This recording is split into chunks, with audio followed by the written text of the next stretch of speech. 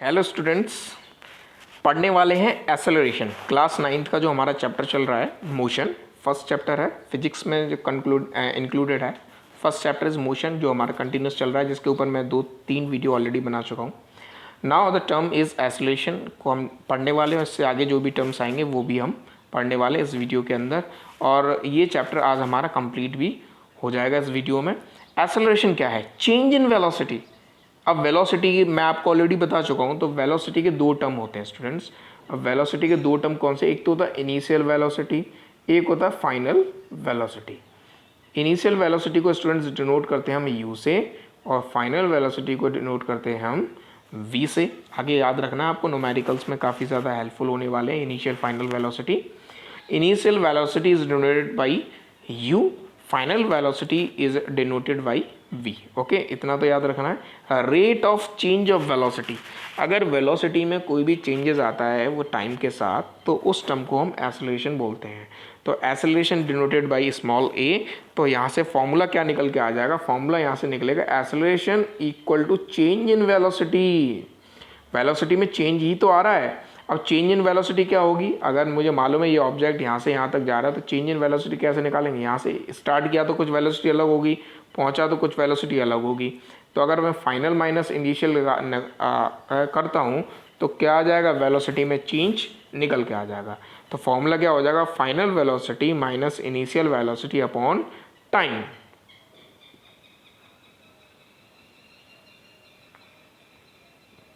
Acceleration equal to change in velocity equal upon time means final velocity minus initial velocity upon time।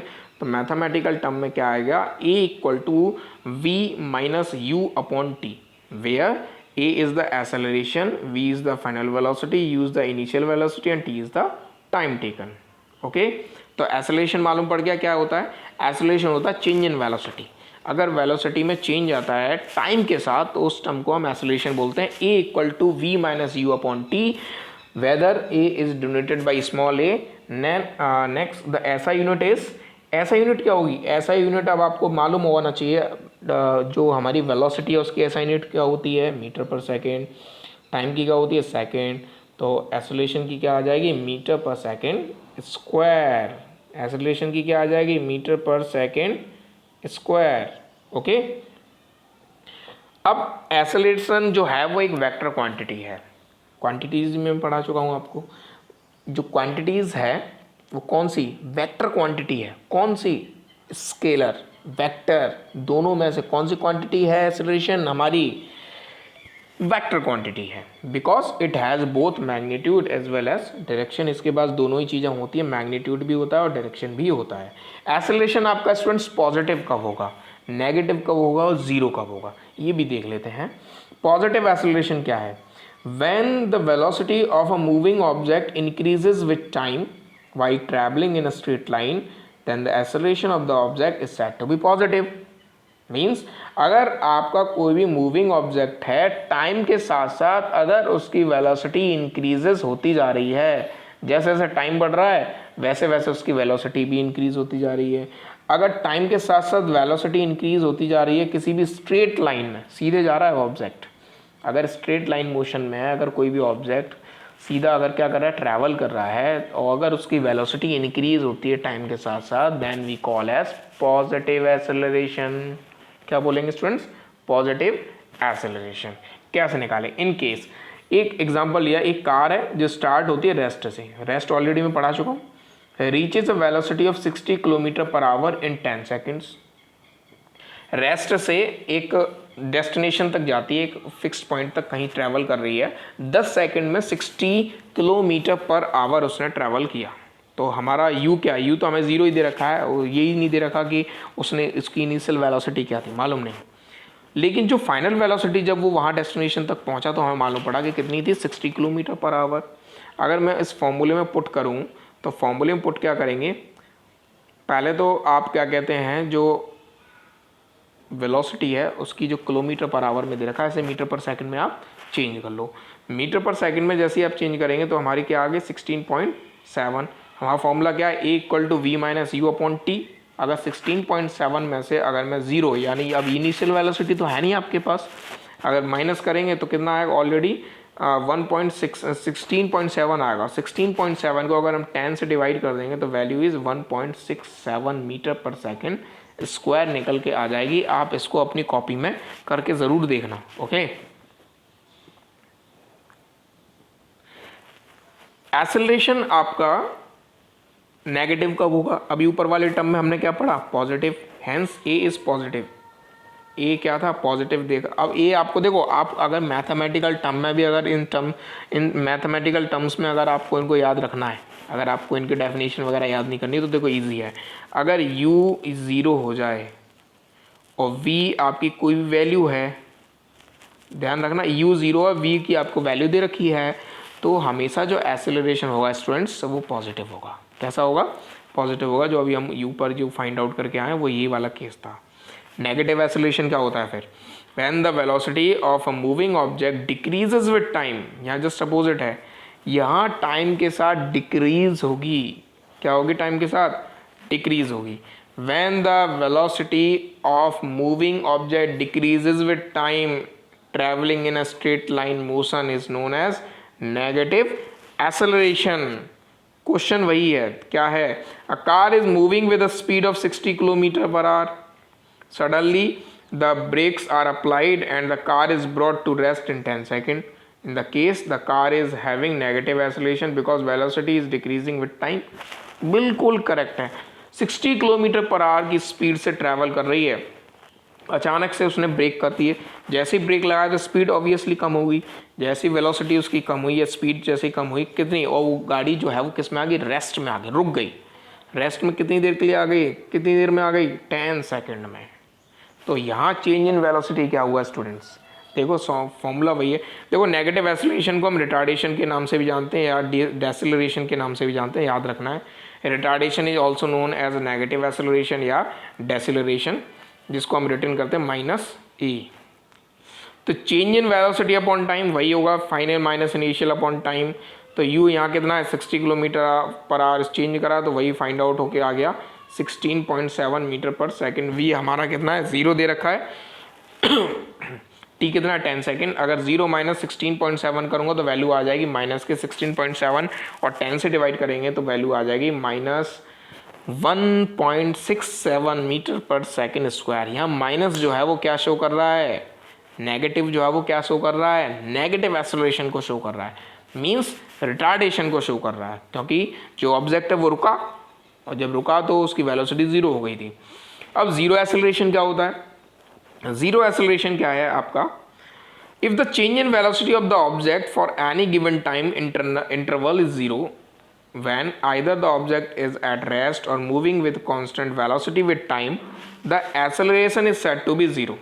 क्या कह रहा है, example से better समझ में आएगा। क्या एग्जाम्पल, वही एक कार मूविंग कर रही है कांस्टेंट स्पीड से, यूनिफॉर्म स्पीड से 60 किलोमीटर पर along a straight road, here change in velocity 0। अब कांस्टेंट स्पीड से ट्रैवल कर रही है, u भी उतना ही है, v भी उतना ही है, दोनों वैल्यू सेम आ गई। वैल्यू में अगर आप फॉर्मूले पुट करोगे तो क्या हो जाएगा, 0.10, और 0.10 क्या हो जाएगा, 0 हो जाएगा। यानी यहाँ जो वैल्यू आ जाएगी वो क्या हो जाएगी, जीरो एक्सेलरेशन हो जाएगा। अब देखो मैं आपको तीनों ही केस शॉर्ट में बता देता हूँ। फर्स्ट केस हमारा स्टूडेंट था, फर्स्ट केस कि अगर मेरा u और v, अगर u 0 है और v की वैल्यू हमें दे रखी है तो आपका एक्सेलरेशन हो जाएगा पॉजिटिव। सेकंड केस है कि अगर वेलोसिटी u बराबर दे रखा है और v हमें दे रखा है 0, तो जो एक्सेलरेशन होगा वो आपका हो जाएगा नेगेटिव। तो 0 कब होगा, 0 हो जाएगा कि u भी दे रखा है और v भी दे रखा है, u v दोनों दे रखे हैं, दोनों ही सेम दे रखे हैं, जैसे यहाँ दे रखे हैं, दोनों u और v की वैल्यू दोनों सेम होगी, तो आपका जो रिजल्टेंट निकल के आएगा वो क्या हो जाएगा, जीरो एक्सेलरेशन हो जाएगा। यूनिफॉर्म एक्सेलरेशन क्या होता है, देखो uniform motion, uniform speed, uniform velocity, uniform acceleration, सब टर्म्स सेम है, कुछ भी दिमाग में नहीं बैठाना, बस सेम ही होता है। क्या है वो, यहाँ वहाँ क्या था मोशन में, मोशन में क्या था, कांस्टेंट चलता ही चला जा रहा है, स्पीड में कांस्टेंट चल रहा है, वेलोसिटी में कांस्टेंट चल रहा है, लेकिन एक प्रॉपर डायरेक्शन है, यही तो था। यही यहाँ भी वही हो जाएगा, यूनिफॉर्म एक्सेलरेशन वही होना चाहिए। क्या होना है कि if the change in velocity of the moving object is equal, change in velocity तो हो रही है, इक्वल हो रही है, किसके इक्वल हो रही है, इंटरवल्स ऑफ टाइम की इक्वल हो रही है। Change in velocity is equal to the intervals of time, the object is said to be as uniform acceleration. कैसे, इसको भी एग्जांपल से समझते हैं। मैंने क्या किया, एक मूविंग बॉडी ले ली जिसकी वेलोसिटी इंक्रीज हो रही है कांस्टेंट स्पीड से, क्या हो रही है, 2 मीटर पर सेकेंड एवरी 2 मीटर पर सेकेंड हो रही है, यानी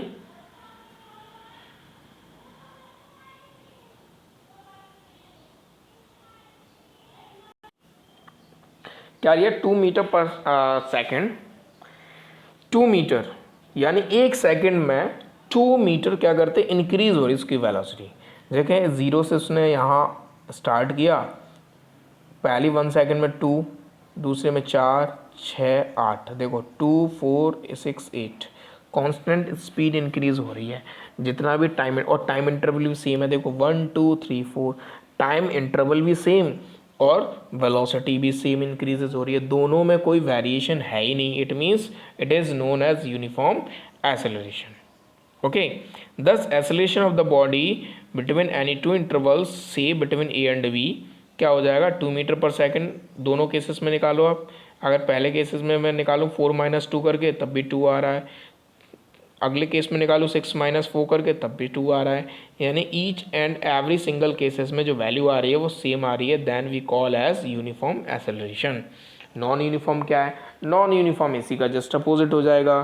कैसा अपोजिट है, if the change in velocity of the moving object is not equal to the equal intervals of time, यानी जो टाइम है वो तो इक्वल इंटरवल्स में इंक्रीज होगा, 1, 2, 3, 4, 5, 6 एंड सो ऑन, 2, 4, 6, 8, 3, 6, 9, एक कांस्टेंट वे में इंक्रीज होगा टाइम, बट जो वेलोसिटी है वो इंक्रीजेज कैसे होगी, अगर अभी 2 हो गई तो 3 हो गई, 7 हो गई, 8 हो गई, 9 हो गई, यानी कांस्टेंट वे में नहीं होगी, अनइक्वल टर्म्स होंगी। सपोज दैट अगर ये ऑब्जेक्ट, पहला ऑब्जेक्ट 2 को 2 मीटर कवर करता है तो फिर आगे 4 भी कर सकता है, फिर 5 कर सकता है, 7 कर सकता है, 9 कर सकता है। कैसा आ रहा है टाइम, जो वेलोसिटी जो इंटरवल्स आ रहा है वो कैसा आ रहा है, अनइक्वल आ रहा है, तो हम उसे क्या बोलेंगे, नॉन यूनिफॉर्म एक्सेलरेशन बोलेंगे। Equation of motion, equation of motion बहुत इंपॉर्टेंट है। देखो वैसे तो इसका बोर्ड पे स्टूडेंट्स बोर्ड लेके और बोर्ड पे इसको अच्छी तरीके से समझाया जाता है कि फर्स्ट इक्वेशन ऑफ मोशन कैसे, इक्वेशन कैसे फाइंड आउट करके लाए, सेकंड कैसे लाए, थर्ड कैसे लाए, और ग्राफिकल रिप्रेजेंटेशन से इनकी वैल्यू फाइंड आउट होके आ जाती हैं। लेकिन यहाँ बोर्ड अवेलेबल नहीं है तो इस वैल्यू को ऐसे ही आपको याद रखना पड़ेगा कैसे, लेकिन जब भी क्लासरूम हमारी अवेलेबल हो जाएंगी, जब हम क्लास लेंगे, क्लास अटेंड होगी, तो मैं आपको इनका प्रूवमेंट भी बता दूंगा। फर्दर प्रूवमेंट तो हम सीख ही जाएंगे, लेकिन फिलहाल आपको दिमाग में ज़रूर ये बिठाना है कि फर्स्ट इक्वेशन ऑफ मोशन क्या होता है, सेकंड इक्वेशन ऑफ मोशन क्या होता है और थर्ड इक्वेशन ऑफ मोशन क्या होता है। ओके, देखो फर्स्ट इक्वेशन क्या कहता है, v equal to u plus at, v is the final velocity, u is the initial velocity, a is the acceleration, t is the time. Okay, तो v equal to u plus at is the first equation of motion. velocity time relation है। second equation में क्या कहता है, s equal to ut plus half at square, s is the displacement, u is the initial velocity, t is the time, a is the acceleration और t is also time। तो ये जो है position time relation को बताता है, position time relation second equation बताता है, फर्स्ट इक्वेशन बताता है वेलोसिटी टाइम रिलेशन, और थर्ड बताता है v square minus E square equal to 2as, और ये बताता है position of velocity relation. Okay, तो आपके सामने 3 इक्वेशन हो गई स्टूडेंट्स। तो 3 इक्वेशन कौन सी हैं जो आपको बिल्कुल माइंडली करनी है, माइंड दिमाग में बैठा लेनी है। कौन सी है, v equal to U plus A T is the first equation, second equation हो जाएगी s equal to U T plus half A T square, third equation हो जाएगी v square minus U square equal to 2as। ये जो 3 equation है motion की, ये आपकी फिजिक्स में आगे तक काम देने वाले, पूरी 9th पूरी 10th और आगे 11th 12th में भी आपको भूलनी नहीं है, एकदम से दिमाग में बैठा लेनी है। जब भी इक्वेशन ऑफ मोशन की बात आए ये 3 इक्वेशन हमेशा यूज़ होगी। Okay, got it. आगे चलते हैं। Differences between the uniform linear motion और सर्कुलर मोशन। देखो लीनियर मोशन वही होता है जो स्ट्रेट लाइन मोशन होता है, रेक्टिलिनियर होता है वही लीनियर है, और सर्कुलर, दोनों में डिफरेंसेस क्या हैं? डिफरेंसेस देखो, the body moves along a straight line, इसमें जो बॉडी मूव करेगी वो सीधी ट्रैवल करेगी, स्ट्रेट जाएगी, और इसमें जो बॉडी मूव करेगी वो क्या करेगी? एक सर्कुलर पाथ पे मूव करेगी। The direction does not change, इसमें डायरेक्शन चेंज नहीं होगी, और इसमें डायरेक्शन बार बार चेंज होती रहेगी, कॉन्टिन्यूसली चेंज होगी। Third, speed and direction both remain constant, speed भी कांस्टेंट रहेगी, डायरेक्शन भी कांस्टेंट। ओके, इधर speed is constant but direction is changing continuously, speed तो कांस्टेंट रहेगी सर्कुलर मोशन में बट डायरेक्शन चेंज होती रहेगी। It is not an accelerated motion, ये आपका एसेलरेटेड मोशन नहीं है, और ये आपका एसेलरेटेड मोशन है। क्या है? एसेलरेटेड मोशन है। ओके, इज नोन एज, ये दोनों के बीच में डिफरेंसेस हो गए। किस किस के बीच में डिफरेंसेस हो गए स्टूडेंट्स? यूनिफॉर्म लीनियर मोशन और यूनिफॉर्म सर्कुलर मोशन। नाउ ये जो चैप्टर है ऑलमोस्ट कंप्लीट हो चुका है। अब जो आगे जो टर्म्स हैं, जैसे रेस्ट पढ़ाया था मैंने स्टार्टिंग में, मोशन क्या है, रेस्ट एंड मोशन क्या है, ठीक है, ओरिजिन कैसे, डिस्क्राइबिंग पोजीशन कैसे डिस्क्राइब करेंगे अगर आप किसी भी पाथ पे बात करते हैं तो, डिस्टेंस क्या होता है, डिस्प्लेसमेंट क्या है, फर्दर स्केलर क्वांटिटी क्या है, वेक्टर क्वांटिटी क्या है, यूनिफॉर्म मोशन क्या है, नॉन यूनिफॉर्म मोशन क्या है, स्पीड क्या है, यूनिफॉर्म स्पीड क्या है, वेरिएबल स्पीड क्या है, variable speed is also known as non uniform speed. घबराना नहीं है कि वेरिएबल कहाँ से आ गया।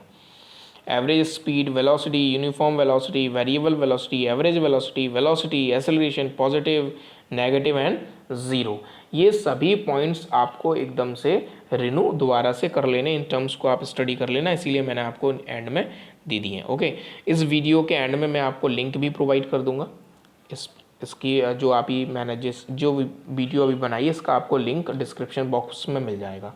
तो अगर आपको ये टर्म्स पढ़ने हैं तो आप वहाँ से इसे डाउनलोड कर लेना ईजीली। ओके, अगर आपको ये वीडियो बहुत ज़्यादा अच्छी लगी है, या अच्छी लगी है, बहुत ज़्यादा तो नहीं कह सकता मैं, अच्छी लगी है तो लाइक ज़रूर करें, चैनल को सब्सक्राइब करें, और मिलते हैं एक नए चैप्टर के साथ। और कोशिश मैं करूँगा कि इस चैप्टर के जो न्यूमेरिकल्स हैं जो स्पेशली डिपेंड्स हैं इक्वेशंस पे, first equation motion, second equation and third equation, इनके जो या एक्सेलरेशन वाले जो केसेस के स्पीड टाइम के जो हमारे न्यूमेरिकल्स हैं वो मैं ज़रूर कराऊंगा। तो हो सकता है मैं एक वीडियो उसके ऊपर भी बना दूं। वैसे न्यूमेरिकल्स तो अगर स्पेशली सीखने हैं तो उसके लिए क्लासरूम ही होना चाहिए या फिर बोर्ड होना चाहिए, तो वहीं आपको न्यूमेरिकल्स अच्छी तरीके से आ सकते हैं। ओके गाइस, मिलते हैं नेक्स्ट वीडियो में, तब तक के लिए थैंक यू सो मच। घर रहो, मस्त रहो, हैप्पी रहो, बाय बाय।